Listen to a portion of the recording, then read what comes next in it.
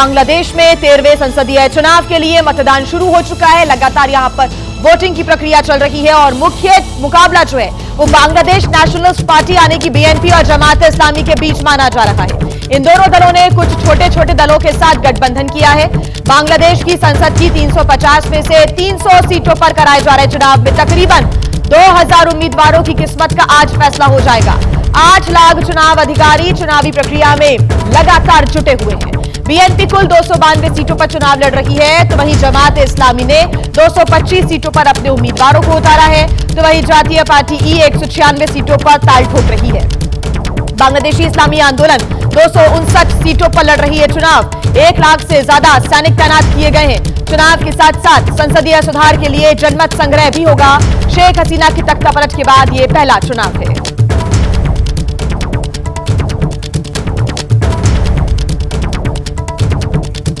और ज्यादा जानकारी के साथ हमारे फॉरेन एडिटर विशाल पांडे जुड़ गए हैं। फॉरेन अफेयर एडिटर विशाल पांडे से हम जान लेते हैं, ढाका में इस वक्त वो मौजूद है, लोगों से भी उन्होंने बातचीत की है। विशाल, अब क्योंकि लगातार आगे बढ़ रहा है वक्त और लोगों की भीड़ भी मतदान केंद्रों पर नजर आ रही है, क्या तैयारियां और क्या तस्वीरें ढाका में आप देख पा रहे हैं इस वक्त? दीपा, बिल्कुल इस वक्त मैं ढाका के एक पोलिंग बूथ पर मौजूद हूं और अब से थोड़ी ही देर में बीएनपी के नेता तारिक रहमान यहां पर अपना वोट डालने के लिए पहुंचने वाले हैं। उसको लेकर सिक्योरिटी की तैयारियां यहां पर काफी बड़ी की जा रही है, क्योंकि किसी भी वक्त तारिक रहमान इस पोलिंग बूथ पर पहुंचने वाले हैं। बीएनपी के इस वक्त के सबसे बड़े चेहरा हैं, बीएनपी को लीड कर रहे हैं और ऐसा माना जा रहा है कि इन चुनावों के बाद अगर बीएनपी गठबंधन सत्ता में आती है तो तारिक रहमान ही बांग्लादेश के अगले प्रधानमंत्री होंगे। तो ऐसे हालात में यहां पर उनकी सुरक्षा को लेकर भी कड़े कदम उठाए जा रहे हैं। थोड़ी देर में वोट डालने के लिए तारिक रहमान इस पोलिंग बूथ पर पहुंचने वाले हैं। बांग्लादेश की आर्मी सड़कों पर नजर आ रही है, जो अन्य पुलिस फोर्स है वो भी यहां पर दिखाई दे रही है। थोड़ी देर में तारिक रहमान यहां पहुंचने वाले हैं। तारिक रहमान खुद 2 संसदीय सीटों से चुनाव लड़ रहे हैं बांग्लादेश में। एक ये ढाका 17 की सीट है और एक बोगुरा सीट है जहां से वो चुनावी किस्मत आजमा रहे हैं। मुख्य तौर पर लड़ाई, आपने बिल्कुल ठीक कहा, जमात इस्लामी गठबंधन बनाम बीएनपी गठबंधन की है।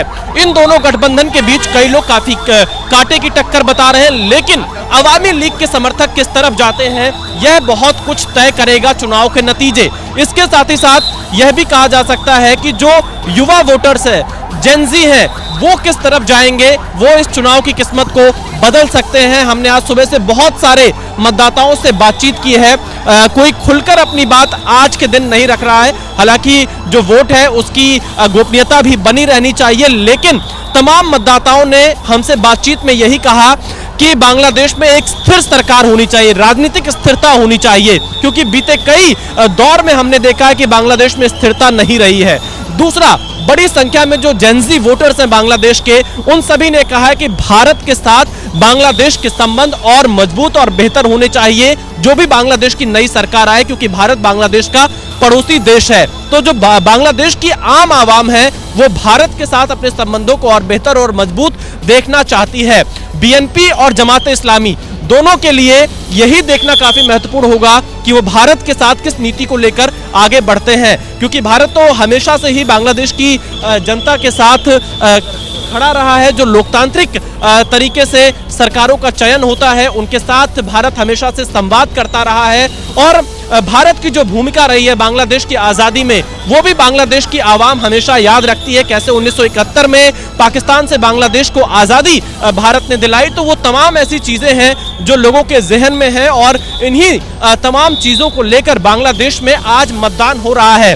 अवामी लीग इस चुनाव का हिस्सा नहीं है, प्रतिबंध लगा हुआ है। शेख हसीना बांग्लादेश में नहीं है। 2 बेगम के बाद 2 रहमान की सीधी लड़ाई है। शफीकुर रहमान जमात इस्लामी के चेहरा है और इसके साथ ही तारिक रहमान बीएनपी के चेहरा है। शफीकुर रहमान की पार्टी जमात इस्लामी पर शेख हसीना के दौर में लगातार प्रतिबंध था, वो चुनाव में हिस्सा नहीं ले सकते थे।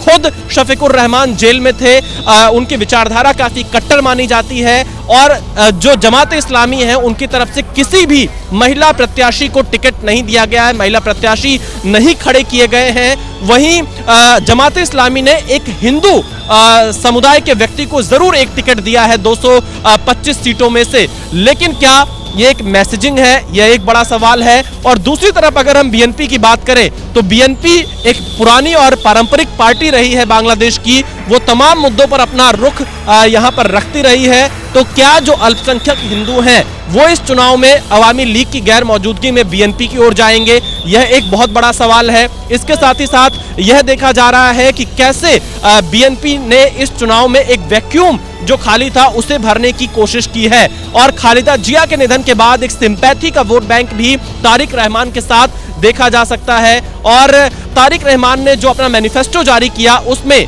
बांग्लादेश बिफोर ऑल ये एक स्लोगन दिया हुआ है इस चुनाव में। तो देखना यही है कि आखिरकार बांग्लादेश की जनता आज किस गठबंधन पर अपना विश्वास जताती है। भारत के समय के मुताबिक शाम 4 बजे तक वोटिंग होगी और उसके ठीक बाद मतों की गणना होगी। दीपा, यहाँ पर एक बड़ी बात यह है कि वोट के साथ साथ आज जनमत संग्रह पर भी वोट हो रहा है। जनमत संग्रह वो चीज है जो जुलाई चार्टर का हिस्सा है, बहुत सारे संवैधानिक सुधारों का पैकेज है। भारत में माफ कीजिएगा, बांग्लादेश में किस तरह के संवैधानिक सुधार किए जाएंगे जो यूथ ने मांग की थी 2024 में प्रोटेस्ट के दौरान, उन पर जनमत संग्रह कराया जाएगा। और अगर मेजॉरिटी हाँ में आती है तो जो नई सरकार बनेगी वो संसद से उन जनमत संग्रह पर संवैधानिक सुधारों का कानून लाकर उसे आगे बढ़ाएगी। तो कुल मिलाकर मैं एक बार फिर से तस्वीरें दिखा देता हूं दीपा, तैयारी पूरी है। तारिक रहमान अब किसी भी वक्त यहां पर वोट डालने के लिए पहुंच सकते हैं। दीपा, विशाल, आप बने रहिएगा हमारे साथ। और आपने ठीक कहा, किसी भी देखिए देश के विकास के लिए ये बहुत ज्यादा जरूरी है कि वहां की जो सरकार है वो स्थिर रहे। बार बार चुनाव होना, तख्ता पलट होना किसी भी देश के विकास के लिए बेहद खतरा बनता है। और ऐसे में आप बता रहे हैं कि कुछ देर बाद तारिक रहमान पहुंचेंगे, वो भी अपना वोट यहां पर देंगे। आप नजर बना के रखिएगा, आगे आपसे अपडेट्स हम लेते रहेंगे। फिलहाल शुक्रिया तमाम जानकारी के लिए।